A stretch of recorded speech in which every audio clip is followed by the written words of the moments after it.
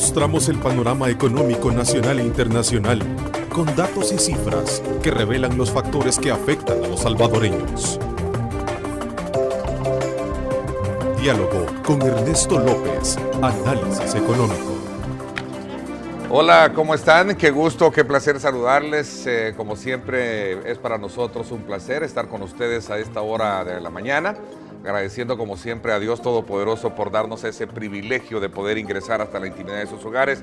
Esperamos que todas las madres de nuestro país hayan estado bien, pero bien consentidas el día de ayer, ¿no? Así es que felicidades.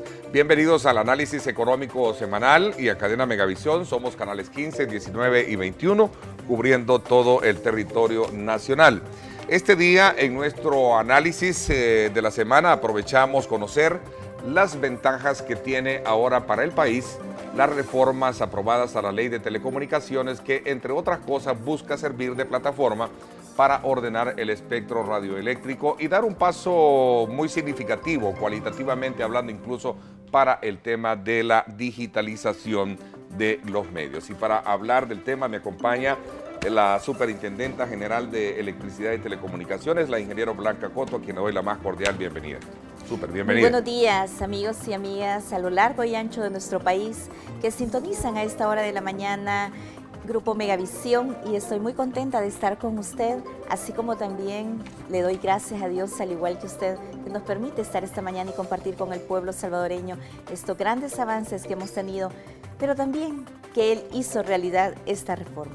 Así es, en efecto, entiendo que contra viento y marea, al fin, las fracciones políticas se pusieron de acuerdo para aprobar las reformas a la Ley de Telecomunicaciones, la cual venía siendo presionada por algunos sectores de la sociedad civil bajo el argumento de querer democratizar el espectro radioeléctrico, lo cual, según sus mismos promotores, se logró teniendo a la base, en primera instancia, la seguridad jurídica para los actuales operadores de frecuencias y en segunda instancia recrear las condiciones técnicas pertinentes para modernizar y entrar a la era de la digitalización, como se los mencionaba anteriormente.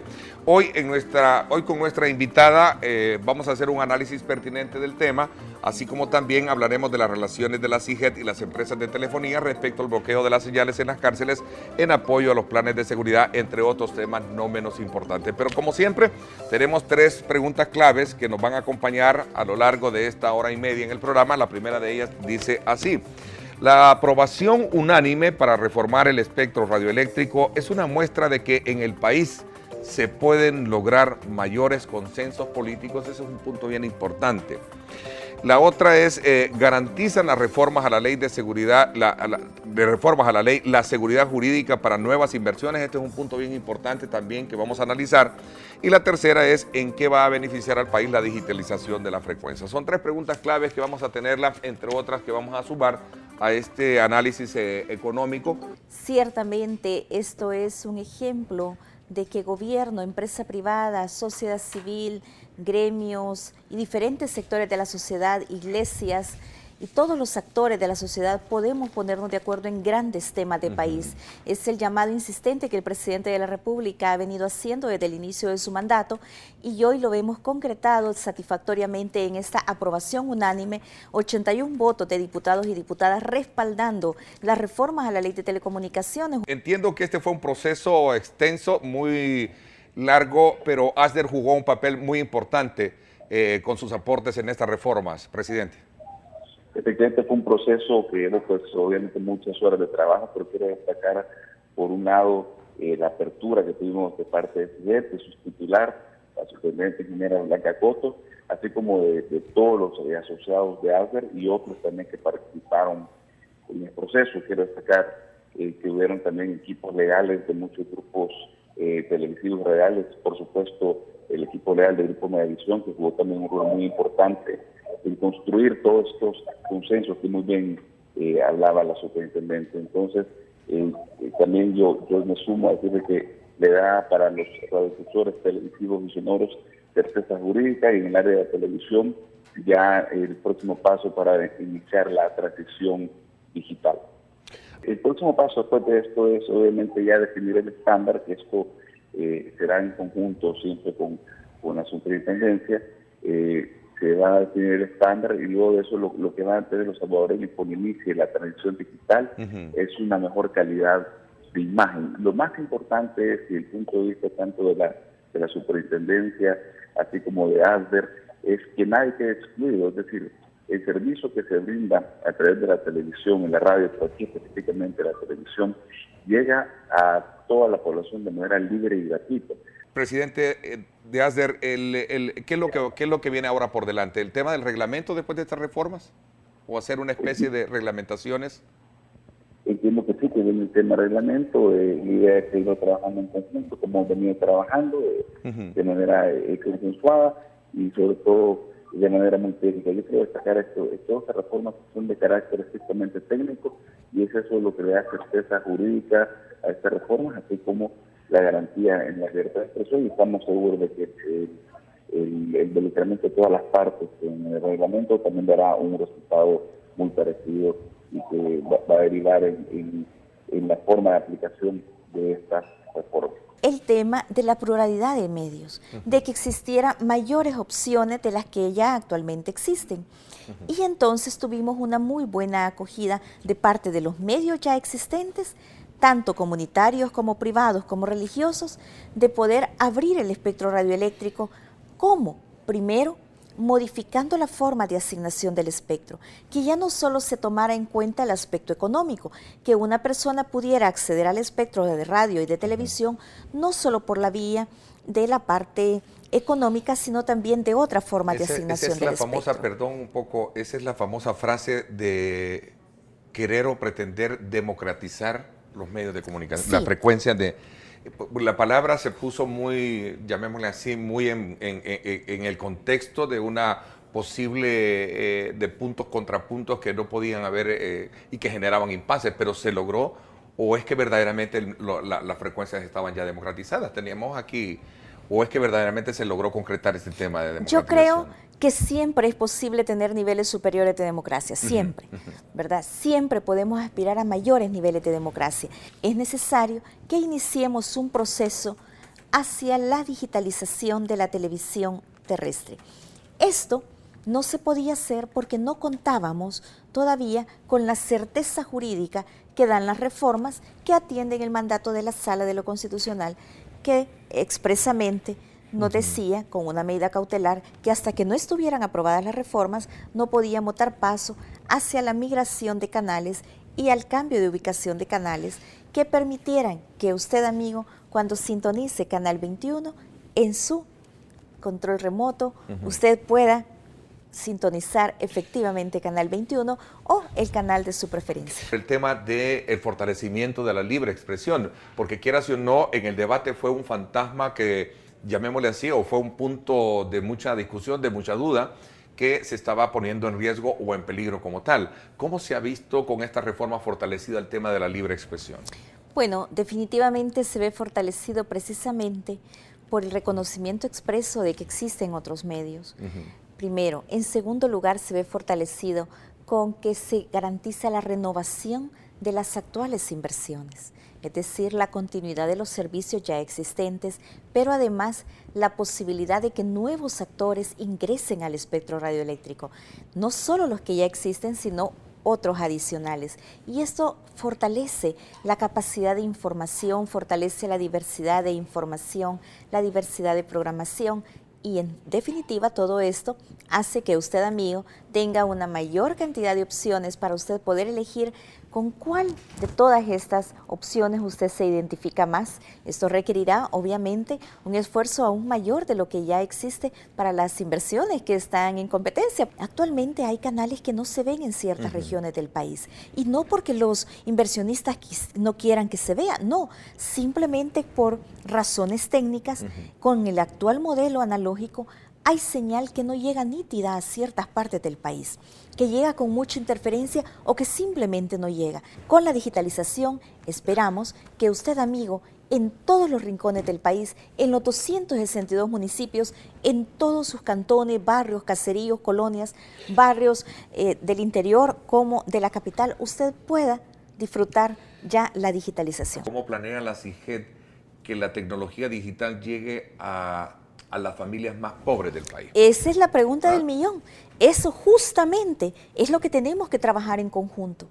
Esto no es un tema solo del Estado, ni un tema solo de los privados. Este es un tema en conjunto para garantizar que todas las familias, incluidas las familias más pobres del país, sean receptoras de los beneficios de la digitalización. Cuando se habla del apagón analógico y del encendido digital, es la posibilidad de hacer ese cambio de tecnología, pero todo esto se hace a través de un proceso en el cual empresa privada, Estado y todos los demás actores de la sociedad podamos juntos lograr ese único objetivo, y es que toda la población reciba los beneficios de la digitalización. Tenemos experiencia como México, por ejemplo, que en México se dio una situación muy parecida, que había una preocupación extensa por entrar en esa era, y no sé si me equivoco, pero en su momento yo vi noticias de que las empresas estaban facilitando, no sé si créditos o estaban regalando ese tipo de... Hay una diversidad de formas de implementarlo, una diversidad de formas, y justamente quiero anunciar que pretendemos, y lo hemos conversado con los concesionarios, iniciar toda una campaña de información a la población sobre este nuevo proceso una vez hayamos dado los pasos iniciales, que es la definición del estándar, la definición de la ruta hacia la digitalización. Vamos a comenzar también toda una campaña informativa para que la población se entere cómo es esto de la digitalización. Y tú me preguntabas en el ámbito de telefonía. También en el ámbito de telefonía tenemos grandes retos muy específicos en LTE, en mayor asignación de espectro, pero esto lo conversaremos con las compañías telefónicas.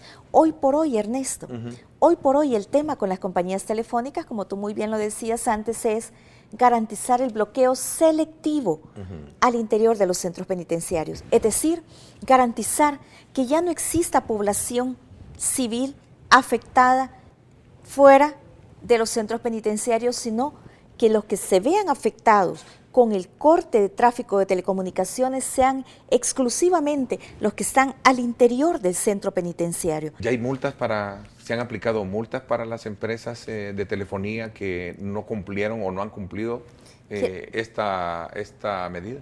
Quiero comentarle que hay una ley vigente desde marzo del 2015 que estableció multas de hasta $750,000 diarios. Entonces no hay sanciones para las empresas. Sí hay sanciones para las empresas, sí hay sanciones para las empresas porque la ley lo establece, es lo que te decía, la ley establece con mucha claridad sanciones en caso de incumplimiento, pero establece también tiempos para poder aplicarlas. Estamos todavía en ese proceso. ¿Se ha supervisado cuál es el, llamémosle, el diagnóstico que se tiene en estos centros? Por ejemplo, ¿existe todavía señales en esta zona?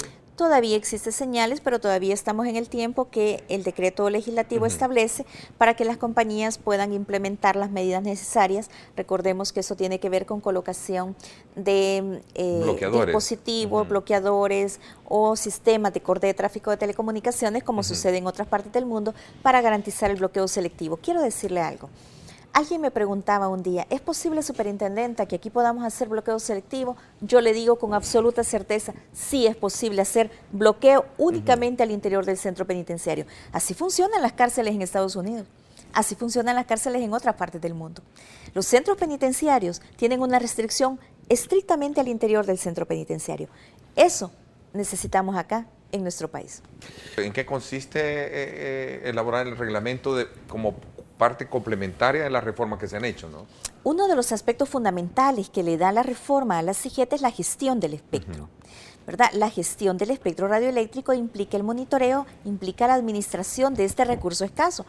Porque hay que dar esta noticia.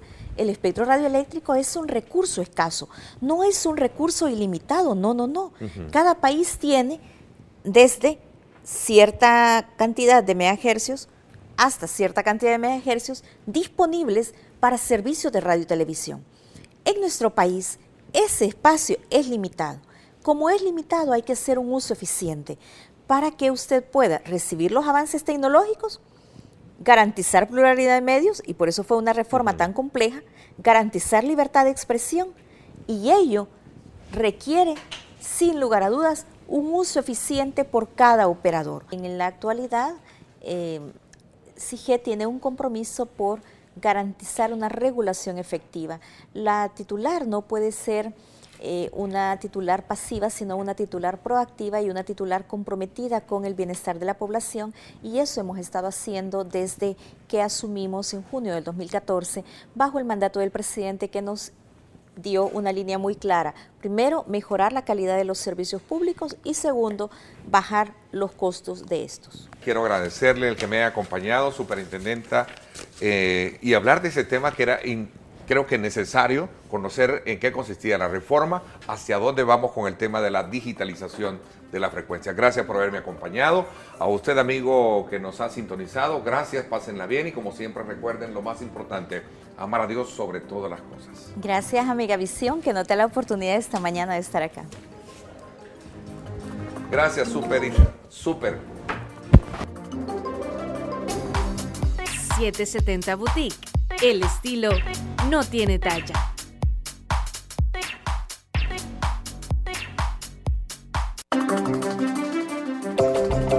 Mostramos el panorama económico nacional e internacional con datos y cifras que revelan los factores que afectan a los salvadoreños.